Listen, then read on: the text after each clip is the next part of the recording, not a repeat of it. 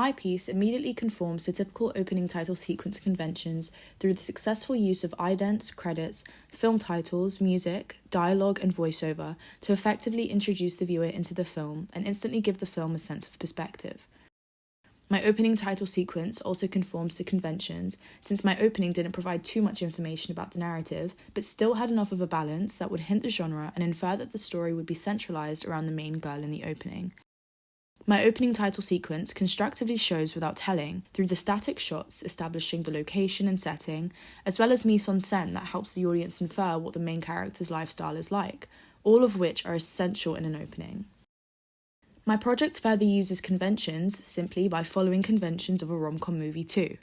For instance, most rom-coms have upbeat non-diegetic music in the opening to match the uplifted mood of the film, like Legally Blonde, Clueless, and 10 Things I Hate About You. My opening also consists of that, using the song It Ain't Over Till It's Over by Lenny Kravitz as the background music.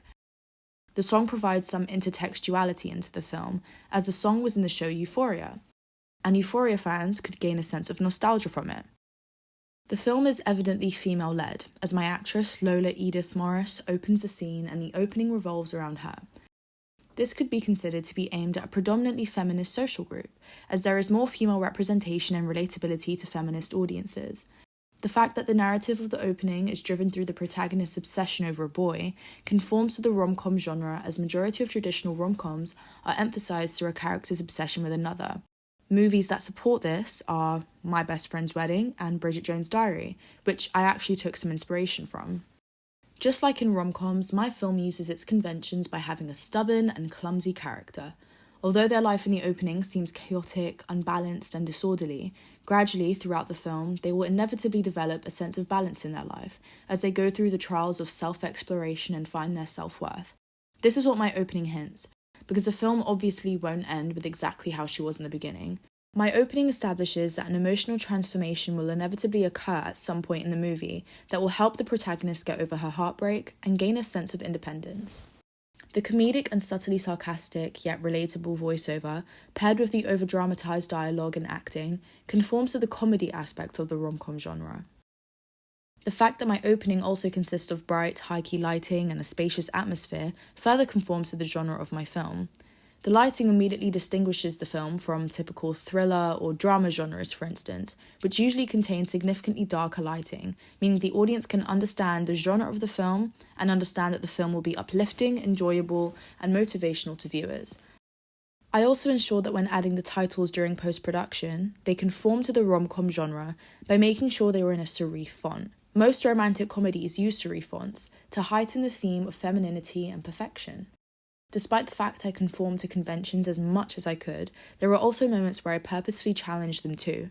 For instance, there are a few scenes where I used handheld shots.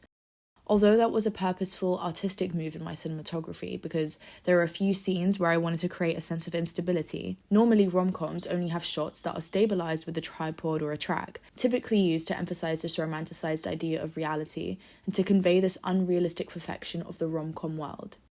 I chose to defy this convention, as my aim wasn't to glorify or romanticize heartbreak at all. Rather, it was to show the reality of it that viewers can relate to, but also simultaneously enjoy and be entertained by. Additionally, rom-coms usually have a subtle, colourful filter placed on top of the scenes to emphasize the vibrance of the story, as well as the unrealistic beauty of the rom-com world. But I decided to challenge this convention to bring some more realism to the film. In my character's voiceover, she drives the monologue by describing how she gets over a boy in rules, starting off by saying, rule number 1, stay off social media, etc. This is also a reference to Euphoria's episode called Ruminations, Big and Little Bullies, as in that episode the protagonist in the show talks about what being a drug addict is like, and she describes it in steps as well. Step 2. Gaslight. You can see that I took quite a lot of inspiration from the series, as the series is mainly about teenagers. Seeing as my opening title sequence also depicts a teenage life, I really wanted to ensure that I did so authentically and taking inspiration from other shows which depict a teenage life too.